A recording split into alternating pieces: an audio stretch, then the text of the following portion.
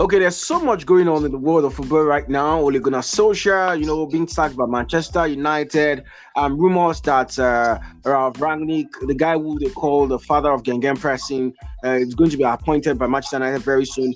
And then Sancho finally got his first goal for Manchester United, which means he just might be, one of those that you might be looking out for in the football. That's talking about the Fantasy Premier League. You're welcome to Strictly Sports, another episode. My name is John Bio, the hard tackling and the super dynamic midfield maestro, a combination of Makalele and Xavi, N'Golo Kante, and Andre Pele, where intensity and tenacity meet craftiness and gal. And we are going to be talking about the Fantasy Premier League, the next match day.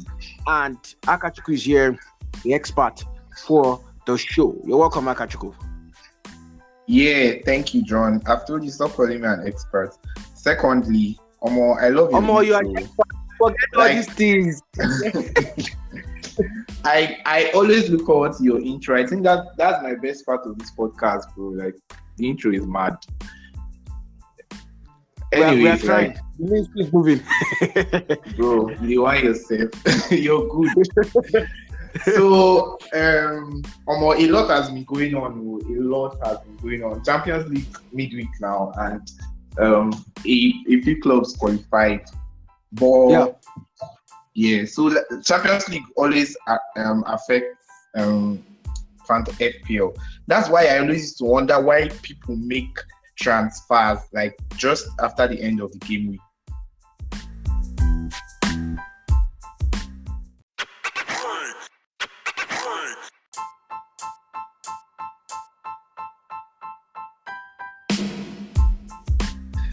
So that brings me to like this question. I always ask. I think it's basics, but a lot of people. I see a lot of people, but a significant number. Why do people change their FPL teams, like make transfers immediately after a game week? Especially when you know that midweek there are European fixtures. There are a lot of English clubs or significant English clubs that you have their players are in Champions League or in the Europa League. So why would you make transfers? Like, look at what happened to Chilwell. It could happen to anybody. It happens a lot. Right. Like, there's always a fallout from Champions. So like, you end up having to take a hit that is so unnecessary. Like, I have Chilwell now, but I have to sell him. So imagine I had made a transfer maybe at the end of the game week. I saw a player I liked and I just made the transfer. No, I never do that. I always wait till Friday or sometimes even Saturday morning before I make my transfers. What do you think about the Chilwell injury? Like, he came at such a bad time. There's never a good time for an injury, to be honest, but he was in like such great form. Actually, very painful for him because this was after a disappointing summer where he went with England to, the European Championships. He didn't get to play at all. He came back to Chelsea. And Thomas Tuchel said something. He said that he saw that Chilwell was trying too much because he knew he didn't play at the summer, So he was trying so hard to impress him. Tuchel said he called him by the side. He said, see, we know that you are talented and we know that you're a very good player. So you don't have to kill yourself in training. Just do your thing, do the normal stuff. And when it's time, when I believe that you're ready, to play, you are going to play. So don't worry, you are going to play. And just when he was hitting, his strides, he was practically the most informed left back in Europe, or at least top 3 among the informed left backs in Europe. And that was when the injuries came. And we're entering that busy period for so many clubs right now. So, and all the clubs will be needing their players, their very important players on hand so that they can rest, them at certain times, play the French players and then play them for some of the tougher games, because games will be coming back to back. But for Chilwell, hopefully it will not be much of an injury that is too serious, because as it is right now, it is that they'll be monitoring him for like 6 weeks, and if it does not heal properly, they'll have to do surgery, which means he'll be out for a couple of months by like counting from January. But that's by the way. Let's just keep our fingers crossed and let's dive right into the other stuff. Yeah, I hope it comes out fine. Yeah. Yeah. So the other stuff, like you mentioned that we're going into a very busy. Yes.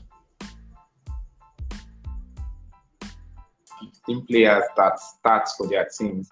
Like there's no much room for fillers. That's what you call them. Those really cheap guys that you just buy to fill up your spots. Maybe you just have one good bench player and you have two fillers. There's really no room for that right now. You have to try as much as possible to get as many players playing in your team, in your 15, even a backup goalkeeper. Like I have Mendy, but I just realized I never thought about it all this while. I just realized I think last week that Mendy was going for AFCON. So I have to have in my head, I have to have a short-term or medium-term plan to replace him. So you have to, as much as possible, if it's possible, you have to try to map out a plan for your transfers. Okay, this week I can take a hit to these players I have. Next week I'm not taking any hits. I might not even need to make a transfer. My players can ride it out. Because these days the games are coming thick and fast. I think there are midweek games next week. And after that, so like that's 3 game weeks in 7 to 8 days, 9 days. So things are coming thick and fast. So you have to plan for it. You like the first thing is you have to set whatever and alarm or reminder not to miss the deadlines because games are coming thick and fast. So you could easily miss out on a deadline here and there. And the way games are, one game we could do a lot. Like there isn't a lot of points between the ranks. So just as much as 30 or 40 points from differentials on a week that is not so good can move you 1,000 places. So you can't step right now. You have to be really careful with your team, meticulous. You have to make sure you have players that play all the time. Even if, like, I think a couple of people will get rested. Chancellor will get rested. Reece James at the point, he'll get rested. Salah is not going to get rested because he's going for AFCON. I don't think he'll get rested. Mane, I don't think he'll get rested because he's going for AFCON too. But like a lot of other people, Foden, an asset like Foden, the only people that I think will not get, maybe there won't be too much rotation is it seems like Arsenal that didn't play European football. I don't think there will be a lot of rotation at Arsenal. At Leicester, Vardy is almost nailed on to play a lot.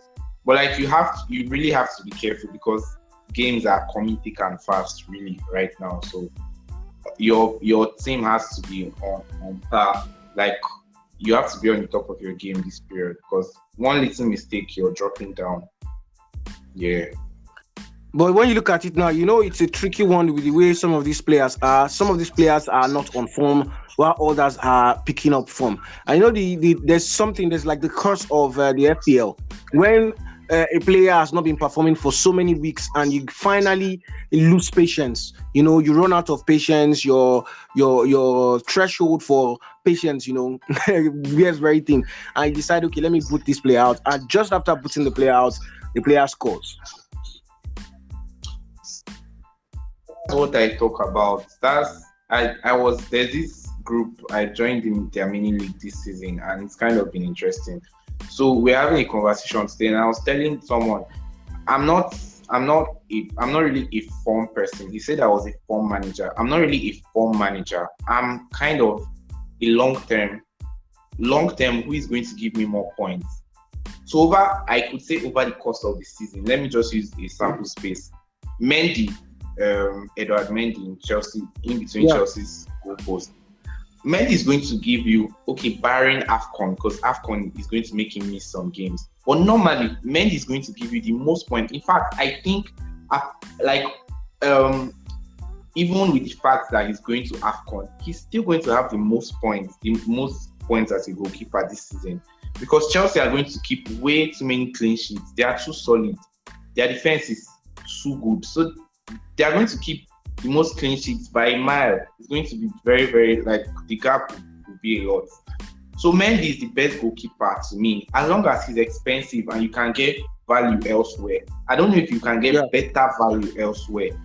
Because the likes of Martinez,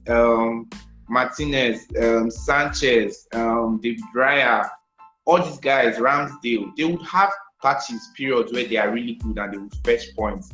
But in the long run, who's going to give me the most points? It's Mendy. So I'll stick with him and he'll be my post throughout the season. That's just a sample space of that I did that. Form matters. I'm not going to say form doesn't matter. But what matters the most is, to me, over the stretch of games. So this example you just gave, like you have a player, he has been messing up, he hasn't given you points, your patience is wearing thin, and you decide to sell him. And by the time you sell him, he scores. Now there are two things. There are some cases like that where I don't care. I'm selling you, like if you score a hat trick, I do not regret selling you because I've been patient enough. But now, if you buy a player, you don't just say, I want this player to score for me. Okay, you can say that, but you have to be objective. I want this player to score for me this week and next week. Are you buying him for these 2 weeks? You can be buying him because you know the third week after he has a bad fixture. So after these 2 games, he doesn't, whether he performs or not, I'm selling him or whatever. At the same time, you could be buying this player that in these 7 games, in this stretch of 7 games, next 7 or 8 fixtures, I want this guy to score me 4 goals if he's a striker. So you can buy someone with that mindset. So if this player doesn't score for you in the first 2 games, do you sell him? No, especially if the next fixtures are good. You trust your judgment that, okay, in the first place, did I make the right call? Yes, I did. So I'll leave him the 3rd game. Then if he doesn't score in the 3rd game, it's now coming to this player is underperforming or this player is doing badly. Then you can sell him. Or you can say maybe he has a team like Norwich or Watford in the 4th game. You can say, okay, I want to give him a chance. Just the last chance. If he doesn't score against Watford and he goes and plays Leicester in the 5th game and scores, are you going to blame yourself? No. You made the right decision by selling him. That's just how I look at things. I give players periods. So when I bought Jimenez, I think Charles and Emily were laughing.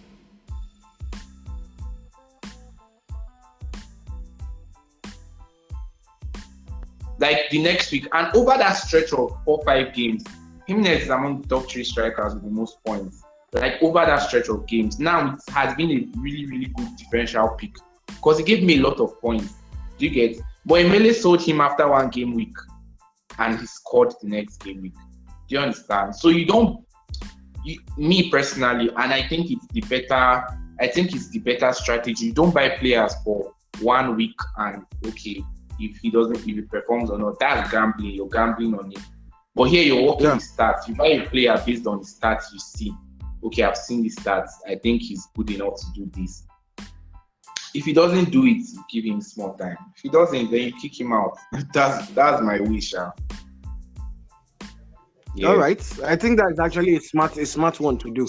But I left Ivan Toney and he finally scored. And he looks like someone that give me so many points, but I'm wondering what the problem is with him. But that's that. So who are some of the players that people should be looking out for this week? Mo Salah, bro. Mo Salah. Look out for Mo Salah. I think that's a no-brainer. That's too predictable, yeah. Too predictable. Yeah. Okay, but Liverpool have a really good fixture at home to Southampton. Mo Salah is on fire. Now the thing is with Mo Salah is for the past few weeks, okay, the 2 games for international break, he gave 2 assists, he didn't score. Now these next 2 games in the league and then against Porto, he scored 1 goal in each game. But he has looked quiet. Like he has looked quiet. So I'm kind of backing him. He's going to have a very big haul soon, like a 2 goals, 1 assist kind of game soon. Because he has been quiet for a while. And you know it's Salah. It always happens. So for the next few weeks, I'm backing him. I'm really not a penalty in a while. So I'm really, really backing Salah. I'm not going to look for a risk elsewhere. I'm just going to stick with Salah. Salah is apart from Salah, the defenders, obviously, we've talked about James and Chancelo. We've talked about the pair of them a lot. A lot of the discussion in the FPL community over the past 3-4 weeks has been these 3 guys. Chilwell was the 4th guy, but now Chilwell has gone down. I actually had Chilwell, but the thing is, I was thinking of adding James, like buying Reece James, but it was crazy because I've had 3 Chelsea defenders. That's Chilwell, James, and Mendy. So that's the reason why that was what was holding me back from that decision. And I don't like sideways movements or moving from Chilwell to James. I think it's a waste of, if Chilwell was fit, it's a waste of transfer. It's just a sideways movement. So, but now Chilwell has gone down, so it kind of makes up my mind. You have to have him, not have him. Or a lot of goals, he's going to create a lot of assists, he's going to keep a lot of clean sheet. So as much as over this Christmas period, I anticipate him being benched for 1 or 2 games. But you have to have him. Wait, what do you think? Do you think he's like nailed on? Or once or twice he rotates? Yeah, I think with Tuchel, he rotates, because sometimes he would want to give the player just a rest, even if it's a rest from one game. And the thing is, he has alternatives. He could play Aspilicueta there and play Chalobah at right centre back, or Christensen, because Christensen hasn't even played in a while. So Christensen is due an appearance, meaning he might just push Aspilicueta to right wing back at one point. So Reece James is not nailed on as far as Tuchel is concerned. So what of Alonso? Do you think Alonso will be nailed on the left, or he'll be? I think it would be like an Alonso Aspilicueta. Yes, and then there are suggestions that maybe Saul could play there. Saul left Atletico for Chelsea on loan because he wasn't comfortable playing the left wing back role. But left wing back role under what is it called, Diego Simeone, it's different. It's more defensive. But for Chelsea, you're practically playing as an inverted midfielder, slash left midfielder as well, because you see Chilwell way up field, and you'll be wondering, is this guy a defender or actually a left winger? So Saul will also get the freedom if Tuchel decides to use him at the left wing back position, but it all depends. I think from the Manchester United match,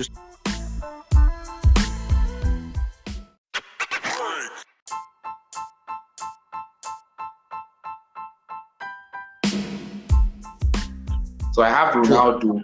Yes. So I have Ronaldo, but I still have Reece James and Mendy. But if I wasn't getting Reece James, I'd kind of stay clear of Chelsea assets for this game. Although the next fixtures after this game still look okay, but teams have good fixtures. Spurs, Burnley. I don't know if Burnley is a good fixture for Spurs right now. I watched the presser, Conte's presser, where he was talking about he has to admit that on the level, they are not on a good level, that they are there's an important gap. His English is not so good. So basically what he was saying is that there's a reasonable gap between Spurs and the other top teams, and that Spurs are not like on a good enough level right now. But that it's not, the gap is not something to be scared about. So that's why he's here. So that he's going to work hard, and they are going to work hard to make things better. So I think it just backs up what I was saying last week.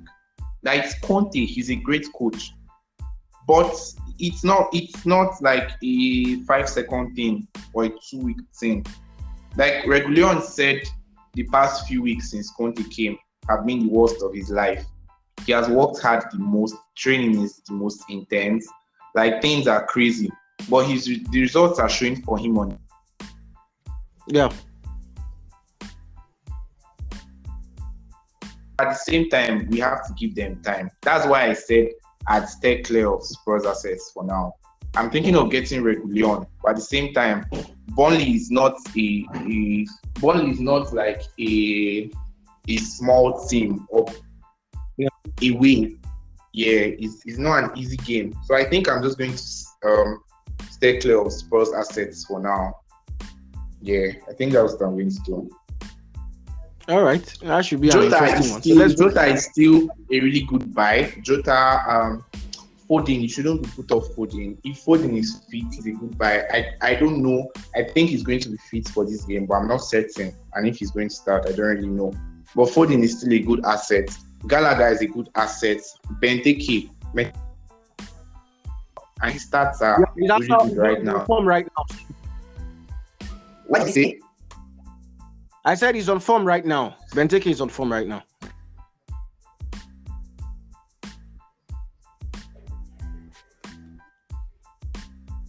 And they have good fixtures. Palace are in a good place right now. So Gallagher, Benteke, these are Burnley have what is supposed to be a tough fixture with Spurs, but I'm not to put up. I have Cornet and I'm still starting him. I still back Burnley to sing. So Burnley is their system. Somebody that comes in, Yes, can just adapt. Yeah. Man U's fixtures are great after Chelsea. If you consider, depends on how you look at Arsenal. But Man U's fixtures are kind of good. But the thing is, we don't know what assets to get apart from Ronaldo. So I think just give it a couple weeks and then see how Ragnick wants to set up his team. Speaking about Ragnick, what do you think about the appointment? Yeah, I think it's a good appointment because he finally brings structure to Manchester United. And I think it's a good time to also let those listening know that we'll be talking about him at one point. There's an episode coming up and we'll be going into some of the new coaches in the Premier League and what that means for other teams like City, Liverpool and Chelsea who already have top coaches themselves. Yeah, I think it's a good appointment. I'm happy for United. Yeah, I'm not happy. I'm not happy for them. I wanted them to suffer more, but it's all good. Yeah, like 5-0 at Old Trafford was enough for me. So like they can start coming back up. They can start coming back up now. You had your pound of flesh. Yeah, so it's I've all put good. A signature. Like now they know not to talk back. That's right. At the Theatre of Dreams. All right. Akachukwu, thank you very much. Yeah. Nice one. All right, it's been a wonderful time on today's episode of Strictly Sports. Akachukwu alongside John Vinho, the super dynamic midfield maestro. Don't forget to spread kindness around wherever you find yourself. Thank you for listening and bye for now.